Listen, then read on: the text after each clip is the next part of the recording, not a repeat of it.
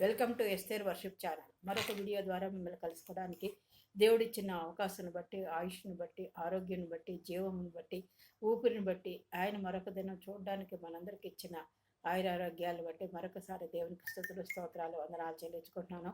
మీరందరూ కూడా దేవుని నామంలో దేవునితోటి సహవాసం కలిగి ఆశీర్వాదాలు పొందుకుంటూ ఆయన సమీపంగా ఉన్నారని, విశ్వాస జీవితంలో ముందుకు సాగిపోతున్నారని, మీ అవసరాలన్నీ క్రీస్తు మహిమలో తీర్చబడాలని నా ప్రార్థన, విజ్ఞాపన. ఈరోజు మనం ఫాస్టింగ్ డేస్ గురించి చూసుకున్నాం. ఎస్తేరు యొక్క ప్రార్థన. ఎస్తేరు 8 రోజులు ఉపవాసం చేసింది. ప్రార్థన గురించి మనం తెలుసుకుంటాం ఎస్తేరు గ్రంథం నుంచి.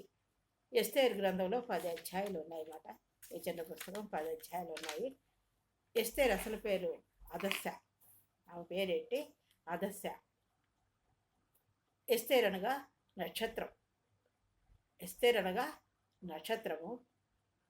ఆమె పేరు హదస్సా. హదస్సా అన్న మాటకు అర్థం ఆనందం మాట. చిన్న ప్రార్థన చేసుకుందాం. అత్యంత మహాపరిశుద్ధులను, ప్రేమామేడను, కృపామేడను, దయామేడమైన ప్రభువా, మీ అపరంజి పాదములకు లెక్కలేని స్తుతులు, స్తోత్రాలు, వందనాలు చెల్లించుకుంటా మరొకసారి నీ పాద సన్నిధానికి వస్తున్నానైనా. ఈ వాక్యాన్ని వివరించడానికి నాకు జ్ఞానం సరిపోదు నాయన. నీ ఆత్మ నడిపింపు దయచేసి నాతో మాట్లాడి, నా ద్వారా పిలిచిన వారితో మాట్లాడి, నన్ను మమ్మల్ని బలపరిచి మేమింకను ఎలా ముందుకు సాగిపోవాలో నేర్పించి మహింపదమని యేసు నామమున బట్టి ప్రార్థించి అడుగుతున్నాం తండ్రి. ఆమేన్. చెప్పాను కదా, ఎస్తేరు అంటే నక్షత్రం. ఆమె పేరు మొదట హదస్సా. హదస్సా అనగా ఆనందం మాట. ఈమె చరిత్ర చూసుకుంటే ఎస్తేరు 492 బీసీ ప్రాంతంలో జన్మించినట్టుగా చరిత్ర చెప్తోంది. ఈమె యూద సంప్రదాయం కలిగిన కుటుంబంలోంచి వచ్చిందన్నమాట. యూద మతస్థురాలు, యూద మహిళ. ఆమె తండ్రి ఆమె పుట్టకముందే చనిపోయినట్టుగా చరిత్రలో చూస్తున్నాం, ఎస్తేరు గ్రంథంలో చూస్తున్నాం. మరియు ఆమె తల్లి ఈమె ప్రసవ సమయంలో మరణించిందంట. ఆమె తండ్రి ఈమె పుట్టకముందే చనిపోయాడు, తల్లి ప్రసవ సమయంలో మరణించిందని దీని చరిత్ర చెప్తోంది. దీనివలన ఎస్తేరు పుట్టుకతోనే అనాథగా అయిపోయింది అన్నమాట. ఈ సమయంలో ఆమె తండ్రి వైపు ఉన్న మామ అతని పేరు మొర్దెకై, ఆమెను తన ఇంట్లో తీసుకొచ్చి పెంచినట్లుగా మనం ఎస్తేరు గ్రంథంలో చూస్తాం అన్నమాట. అయితే ఈమె యొక్క క్యారెక్టర్స్ ఏంటంటే, ఈమె ప్రగాఢమైన భక్తి గలది, విశ్వాసం గలది, ధైర్యం గలది. అంతేకాదు దేశభక్తి కల స్త్రీగా, ఎంతో జాగ్రత్త గల స్త్రీగా, దృఢ సంకల్పం కలిగిన స్త్రీగా మనం చూడగలుగుతాం. ఆమె తన పెంచిన తండ్రి మొర్దెకైకి విధేయత చూపే కుమార్తెగా ఉన్నట్టుగా మనం చూస్తున్నాం. అతని సలహాలకు విధేయత చూపి యూద మత ప్రజలను వాళ్ళ మంచి కోసం, వాళ్ళని రక్షించడం కోసం, రాజు అనుగ్రహాన్ని పొందడానికి ఆమె ఆతృత కలిగిన స్త్రీగా మనం పరిశుద్ధ గ్రంథమైన ఎస్తేరు గ్రంథంలో, పరిశుద్ధ గ్రంథమైన ఎస్తేరు అధ్యాయంలో మనం చూస్తాం. ఎస్తేరు పుస్తకంలో ఎస్తేరు రాణి తన మామ మొర్దెకైకి ఇచ్చిన ఆరాధన మనం చూసుకుంటాం. ఈమె అహష్వేరోషు రాజును వివాహం చేసుకుందన్నమాట. ఆమె ఇక్కడ తీసుకొని రాబడింది. ఆ తర్వాత అంతా అన్ని అధ్యాయాలు చేస్తే మనకి అన్నీ తెలుస్తాయి. అయితే మనము ఉపవాస దినాలు చూసుకుంటున్నాం కాబట్టి క్లుప్తంగా చూసుకుందాం. కానీ ఆమె తన యూద వారసత్వాన్ని రాజుకు చెప్పలేకపోయింది మాట, వెల్లడించలేదు. మరియు రాజు సలహాదారుడు ఎవరంటే హామాన్ ఏం చేశాడంటే, యూద మతస్థులందరినీ చంపడానికి ఒక పథకం వేసుకున్నాడు. అది ఈమెకి తెలిసింది. ఆమె పేరు మీద ఉన్న పరిశుద్ధ గ్రంథంలో ఎస్తేరు పర్షియన్ డయాస్పోర్స్లో నివసిస్తున్న ఒక యూద మహిళ అని ఇందాక మనం కొన్ని విషయాలు చెప్పుకున్నాం అని మనకు తెలుస్తోంది. ఆమె రాజు అనుగ్రహాన్ని, ఆఖరికి ఆమె రాజు యొక్క అనుగ్రహాన్ని పొంది రాణి అవుతుందన్నమాట. మరియు ఆస్థానకు అధికారి ఎవరు? ఆస్థాన అధికారి హామాను. ఈ హామానికి కొంచెం గర్వం ఎక్కువ. కింద వాళ్ళని చిన్న చూపు చూసే వ్యక్తిగా మనం చూస్తాం అన్నమాట. హామాను, ఇతను అధికారి అయిన హామాను సామ్రాజ్యంలోని, ఈ రాజు సామ్రాజ్యంలోని యూదులందరిపై హింసకు అధికారం ఇవ్వమని రాజును ఒప్పించాడు మాట. వాళ్ళందరినీ అణిచేయడానికి, వాళ్ళని హింసించడానికి అధికారం కావాలని రాజుని ఒప్పించినప్పుడు యూద ప్రజలలో నాశనం నుండి రక్షించడానికి యోధ ప్రజలందరినీ వాళ్ళు నాశనం అయిపోతున్నారు, వాళ్ళని ప్రాణాలతో ఉంచాలి, వాళ్ళ ప్రాణాలను తీసేసుకోవాలి, వాళ్ళని చంపేయాలి, హింసింప చేయాలని హామాను ప్రయత్నిస్తున్న సంగతి, కుట్ర పన్నుతున్న సంగతి, రాజు దగ్గర అధికారం అది చేయడానికి అనుమతి పొందుతున్న సంగతి ఈమెకి ఈమెకి తెలిసిందన్నమాట. తెలిసి ఈ సంగతి తెలిసి ఆమె ఏం చేస్తుంది, ఆ యోధ ప్రజలందరినీ ఆ నాశనం నుండి రక్షించడానికి తన ప్రాణాలను కూడా పణంగా పెడుతుందన్నమాట.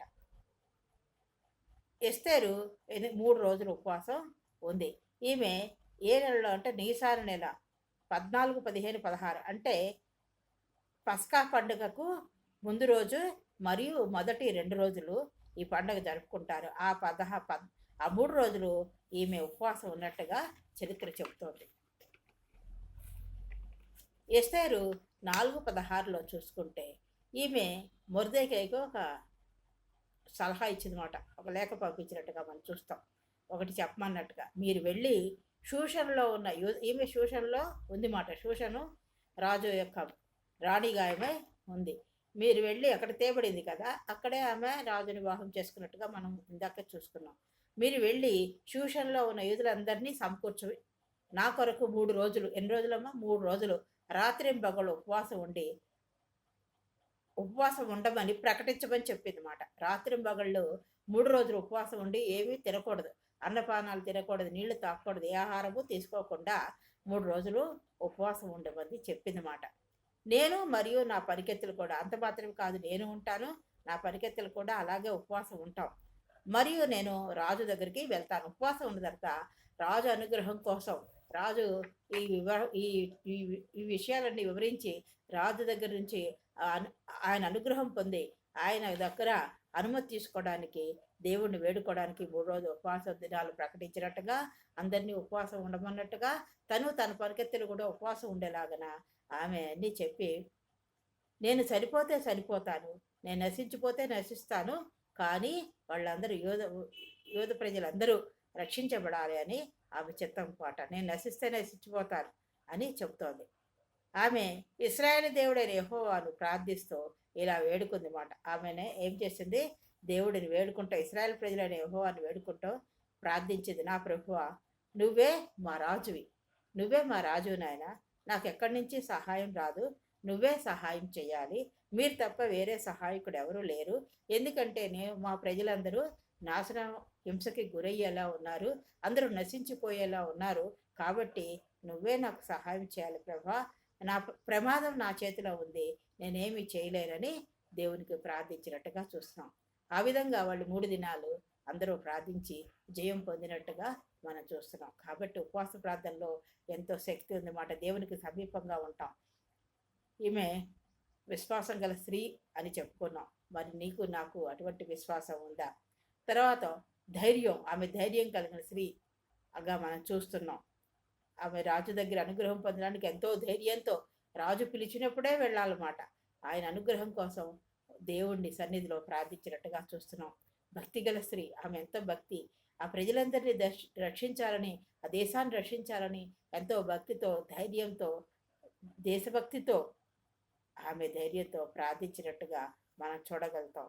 ఉపవాసం ప్రార్థన కేవలం అన్నం మానేసి ఉపవాసం ఉంటే కాదు, ఆహారం మానేసి ఉపవాసం ఉండి రోజంతా పనులు చేసుకుంటూ ఉండడం కాదు. మన పనులు మనం, మన ధర్మాలు మనం నిర్వర్తించుకుంటూ దేవునికి సమీపంగా ఉండాలి, ప్రార్థించాలి. అప్పుడు దేవుడు కంపల్సరిగా నీ ఉపవాస ప్రార్థన ఆలకించి సహాయం చేస్తాడు. విశ్వాసం ఉండాలమ్మా, భక్తి ఉండాలి, ధైర్యం ఉండాలి. దేవుని సన్నిధికి కృపాసింహాసనంతో ధైర్యంతో వెళ్ళి మనకు కావలసింది అడగాలి. అడిగినప్పుడు దేవుడు కంపల్సరీ, తప్పనిసరిగా ఆయన జయం ఇచ్చే దేవుడై ఉన్నాడు. ఈరోజు ఈ మధ్యాహ్న కాల సమయంలో ఉపవాస దినాల్లో నువ్వు దేని విషయమై ప్రార్థిస్తున్నావో, ఉపవాసం ఉంటున్నావో, బైబిల్ పఠనం ఇదివరకటి కంటే ఎక్కువగా చేస్తున్నావో, భక్తి శ్రద్ధలతో, విశ్వాసంతో, ధైర్యంతో ఆయన చేస్తాడనే బలమైన విశ్వాసంతో కనిపెడుతున్నావో, దేవుడు తప్పనిసరిగా నీ కార్యం నెరవేరుస్తాడు. దేవుడు విజయం ఇస్తాడు. నువ్వు కోరుకున్నది అనుగ్రహించు. దేవుడు నీకు సమీపంగా ఉన్నాడు. మనుషుల దగ్గర నుంచి సహాయం రాదు, రాజుల నుంచి సహాయం రాదు, అధికారుల దగ్గర నుంచి సహాయం రాదు. కానీ కేవలం మన నమ్మిన దేవుడు, మనం నమ్ముకున్న దేవుడు, మన సహాయకుడైన దేవుడు, ఆయన మాత్రం ఆశ్చర్య కార్యాలు చేయి దేవుడే ఉన్నాడు. దేవుడైన యెహోవా ఇశ్రాయేలు యొక్క దేవుడు స్తుతింపబడను గాక. ఆయన మాత్రమే ఆశ్చర్య కార్యాలు చేయగల దేవుడే ఉన్నాడు. కాబట్టి మన దేవుడు మన గురించి ఆ పరలోక సింహాసనం విడిచిపెట్టకూడని భాగ్యముగా ఎంచుకొనక, రిక్తుడిగా, దీనుడిగా, నరావతాడిగా తను తాను తగ్గించుకొని దుర్గంధభూయిష్టమైన మన జీవితాల్లో అమూల్యమైన ఆయన రక్షణ వస్త్రం ధరింప చేయడానికి, ఆయన సిలువుపై బలియాగమై ఆయన అద్వితీయ కుమారునే ఇచ్చేసిన దేవుడు మనకి కావలసినవన్నీ కూడా ఆయన ఇస్తాడు. కాబట్టి ఆయన్ని మనం కలిగి ఉన్నాము. యేసు ప్రభు వారిని మనం కలిగి ఉన్నాము. దేవుడు తప్పనిసరిగా ఆయన సహాయం చేయి దేవుడై ఉన్నాడు. ఆయన మాత్రమే ఆశ్చర్య కార్యాలు చేయి దేవుడై ఉన్నాడు. కాబట్టి ఈ మధ్యాహ్న కాల సమయంలో ఎవరు భయపడద్దు, అధైర్యపడవద్దు, దిగులు చెందవద్దు. కేవలం విశ్వాసం ఉంచి ప్రార్థించి జయం పొందుకోవాలని కోరుతూ ఈ వాక్యాన్ని నేను ముగిస్తున్నాను. దేవుడు మిమ్మల్ని అందరినీ దీవించుగాక. ప్రార్థన చేసుకుందాం. అత్యంత మహాపరిశుద్ధులను, ప్రేమామయుడు, కృపామయుడు, దయామయుడైన ప్రభువా, మీ అపరంజి పాదములకు లెక్కలేని స్థుతులు, స్తోత్రాలు, వందనాలు చెల్లించుకుంటూ మరొకసారి నీ పాద సన్నిధానానికి వచ్చినాం నాయన. మరి ఎస్తేరు గురించి 3 దినాల ఉపవాస ప్రార్థన గురించి, జయం పొందిన విధానం గురించి మీరు మాతో మాట్లాడారు ప్రభా. మాకు నాయన అసాధ్యమైన పరిస్థితులు మీరు మాత్రమే సహాయం చేయగలరు తండ్రి. వాటి నుంచి నాయన నడిపిస్తూ జయమిచ్చే దేవుడు మీరు మాత్రమే నాయన. అసాధారణమైన పరిస్థితుల్లో నాయన మిమ్మల్ని నమ్ముకొని మీ సహాయం గురించి అర్థించినప్పుడు, ప్రార్థించినప్పుడు, ఉపవాసం ఉన్నప్పుడు నాయన మీరు సమీపంగా ఉండి ఆలకించి జయమిచ్చే దేవుడే ఉన్నాడు. కాబట్టి విశ్వాస జీవితంలో, భక్తిలో మేము ముందుకు సాగిపోయేలాగా ఎస్తేర్ని మా ముందు ఉంచిన విధానం బట్టి మీకే వందనాలు, స్తోత్రాలు చెల్లించుకుంటూ మీ ప్రియకుమారుడు మా రక్షకుడైన మేము కూడా అట్టి ప్రకారం విశ్వాస జీవితంలో బలముగా నీ సహాయం గురించి ఎల్లప్పుడూ నాయన, ఈ లోకమైన సహాయమే కాదు నాయన, ఆత్మీయంగా కూడా ఆత్మీయ జీవితంలో మేము ఎదుగుతూ నా ప్రభా, నీ నిత్య జీవంలోకి నా ప్రభా మీరు పిలిచే పిలుపు వరకు నాయన నమ్మకంగా ఉండి విశ్వాస జీవితంలో కొనసాగిపోయే కృపని గురించి మీరే సహాయం చేసి మహింపదమని మీ ప్రియ కుమారుడు మా రక్షకుడైన యేసుక్రీస్తు వారి పుట్టి పాదాలు పట్టుకుని అతిమిక్కలేనంగా ఎడుకొచ్చున్నాం తండ్రి. ఆమేన్. దేవుడు మిమ్మల్ని అందరినీ దీవించుగాక. మీరు నన్ను ప్రోత్సహిస్తూ, బలపరుస్తూ, ఆదరిస్తూ నడిపిస్తున్నందుకు మీకు నా వందనాలు తెలియజేసుకుంటూ ఈ వాక్యాన్ని నేను ముగిస్తున్నాను. దేవుడు మిమ్మల్ని అందరినీ దీవించుగాక. ఆమేన్.